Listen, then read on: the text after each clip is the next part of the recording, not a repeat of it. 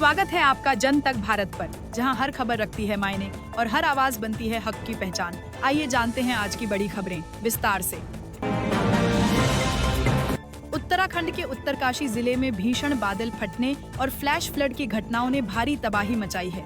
खीर गंगा नदी के उफान से थराली गांव बुरी तरह प्रभावित हुआ है और अब तक 4 लोगों की मौत की पुष्टि हो चुकी है। उत्तरकाशी के धाराली गांव के पास एक बड़ा बादल फटा है, जिसकी पुष्टि जिलाधिकारी प्रशांत आर्य ने की है। इस घटना के बाद से प्रशासन अलर्ट पर है और राहत कार्यों में तेजी लाई जा रही है। उत्तराखंड सरकार ने ANI को जानकारी दी है कि सेना, ITBP, NDRF और SDRF की टीमों ने अब तक 130 लोगों को सुरक्षित रेस्क्यू कर लिया है। राहत और बचाव अभियान लगातार जारी है। इसी बीच उत्तर प्रदेश के मुख्यमंत्री योगी आदित्यनाथ ने उत्तराखंड के मुख्यमंत्री पुष्कर सिंह धामी से फोन पर बात कर हालात की जानकारी ली और हर संभव मदद का भरोसा दिया। उत्तरकाशी जिले के निचले हर्षिल क्षेत्र से खबर है, भारतीय सेना के जवान राहत कार्यों के दौरान लापता हो गए हैं। सेना के अनुसार जवानों के लापता होने के बावजूद राहत कार्यों में कोई रुकावट नहीं आई है। भारतीय वायुसेना ने उत्तरकाशी में राहत कार्यों के लिए चंडीगढ़ एयरबेस पर चिनूक, चीता और ALH हेलीकॉप्टर्स को स्टैंड बाय पर रखा है। मौसम साफ होते ही ये हेलीकॉप्टर जरूरी सामग्री लेकर उड़ान भरेंगे। बढ़ते हैं राज्य की खबरों की ओर। पश्चिम बंगाल में चुनाव आयोग ने गंभीर वोटर डेटा उल्लंघन के मामले में 2 EROs और 2 AROs को निलंबित कर दिया है।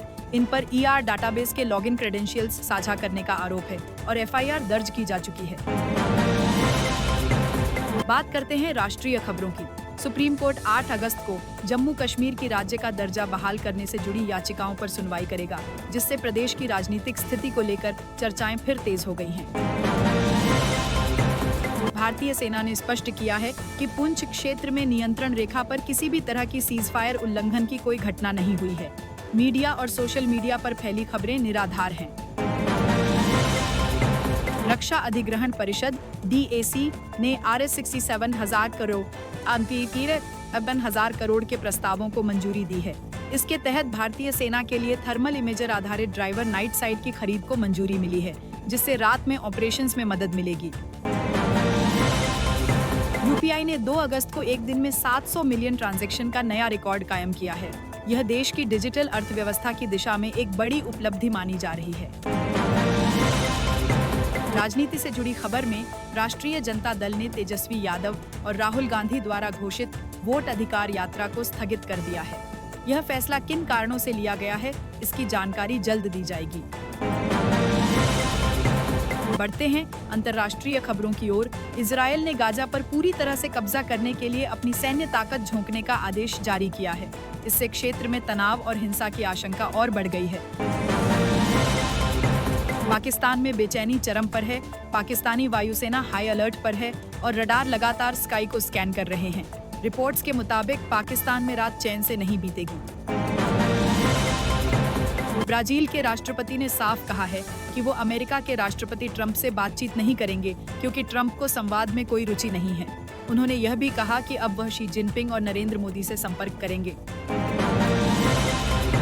डोनाल्ड ट्रंप ने यूरोपीय यूनियन को चेतावनी दी है कि अगर वह $600 बिलियन का निवेश वादा पूरा नहीं करती तो 33% टैरिफ लगाया जाएगा। साथ ही उन्होंने रूस से तेल खरीदने वालों पर और प्रतिबंध बढ़ाने की बात कही है। न्यूयॉर्क शहर और आसपास के क्षेत्रों में आज भूकंप के तेज झटके महसूस किए गए। लोग घबराकर अपने घरों से बाहर निकल आए। फिलहाल किसी नुकसान की खबर नहीं है। अंत में बात करें बांग्लादेश की। प्रधानमंत्री शेख हसीना ने घोषणा की है कि बांग्लादेश में अगले वर्ष फरवरी में आम चुनाव आयोजित किए जाएंगे। इसके लिए चुनावी तैयारियां शुरू हो चुकी हैं। तो ये थी आज की बड़ी खबर, सिर्फ जन तक भारत पर, जहां हर सच पहुंचे जन तक।